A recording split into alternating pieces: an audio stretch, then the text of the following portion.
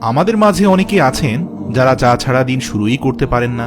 পরিবারের সাথে থাকলে মা বা স্ত্রী সকাল সকাল চা পাতা থেকে চা বানিয়ে দেন, তবে বিভিন্ন অফিস বা যারা একা একা থাকেন তারা কিন্তু বানানোর সুবিধার কথা চিন্তা করে চা পাতার চেয়ে টি ব্যাগকেই বেশি প্রাধান্য দেন। গরম পানিতে টি ব্যাগ মেশালেই তৈরি হয়ে যাচ্ছে চা।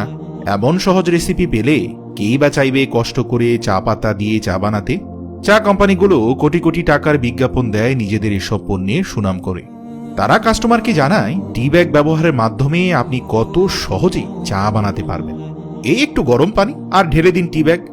গরম পানিতে পড়া মাত্র টি ব্যাগের চারপাশে মনোমুগ্ধকর চায়ের লিকারের স্রোত বেরিয়ে পড়ছে। আহ, কত সুন্দর!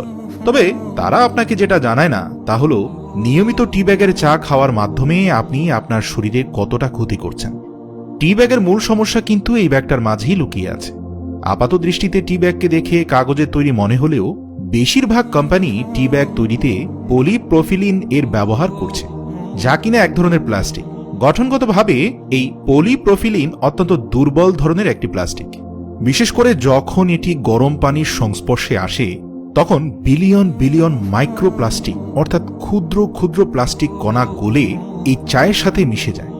আমরা খোলা চোখে দেখতে পাই টি ব্যাগ ডোবানোর পর চা পাতার মনোমুগ্ধকর নির্যাস কিভাবে পানিকে চায়ে পরিণত করছে।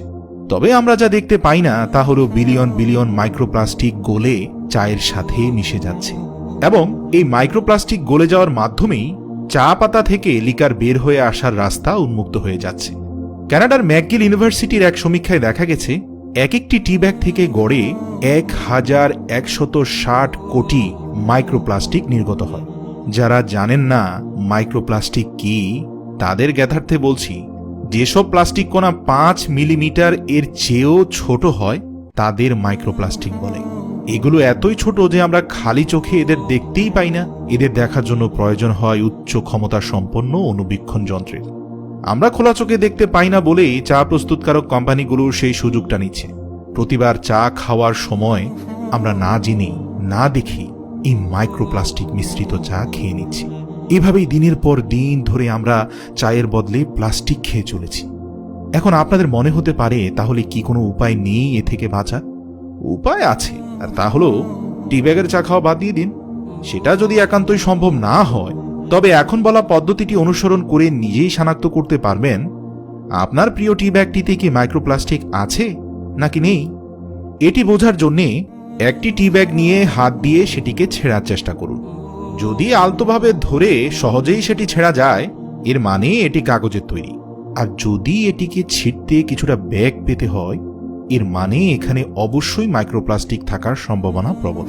আর কোম্পানিগুলো যাতে টি ব্যাগগুলো খুব সহজে নষ্ট না হয়ে যায় তাই মাইক্রোপ্লাস্টিকের ব্যবহার করে থাকে। আর আমি ব্যক্তিগতভাবে পরামর্শ দিব আপনারা এইসব জটিল প্রক্রিয়ায় গিয়ে মাথা নষ্ট না করে সবচেয়ে ভালো হয় একেবারে গরম পানিতে চা পাতা ঢেলে দিন। প্রয়োজনে চা পাতা সহ চা খেয়ে ফেলুন, কিন্তু তারপরও মাইক্রোপ্লাস্টিক খাওয়া থেকে দূরে থাকুন। তবে জনপ্রিয় মোবাইল ফোনের ব্র্যান্ড শাওমি থেকে শুরু করে আরও বেশ কয়েকটি মোবাইল ফোনের ব্র্যান্ড মার্কেটে একটি নতুন যন্ত্র নিয়ে এসেছে। এর নাম হচ্ছে টি ইনফিউশন। এটি কিনে দেখতে পারেন। 200 থেকে 250 টাকা মূল্যের এই ছোট্ট যন্ত্রটির মাঝে চা পাতা রেখে আপনি একে একটি টি ব্যাগের মতো করেই ব্যবহার করতে পারবেন। আর সবচেয়ে ভালো বিষয় হলো এর মাঝখানে থাকবে না কোনো পলিপ্রোপিলিন বা মাইক্রোপ্লাস্টিক। অর্থাৎ এই যন্ত্র ব্যবহার করলে আপনাকে চা বানানোর জন্য আলাদা কোনো আয়োজন করতে হবে না, আবার খেতে হবে না প্লাস্টিকও। অপরদিকে টি ব্যাগের তুলনায় চা পাতা দামের দিক থেকেও বেশ সস্তা। সেই হিসাবে বলাই বাহুল্য টি ইনফিউশন নামক এই ছোট্ট যন্ত্রটা একই সাথে বাঁচাবে আপনার শরীর, সময় এবং পকেট।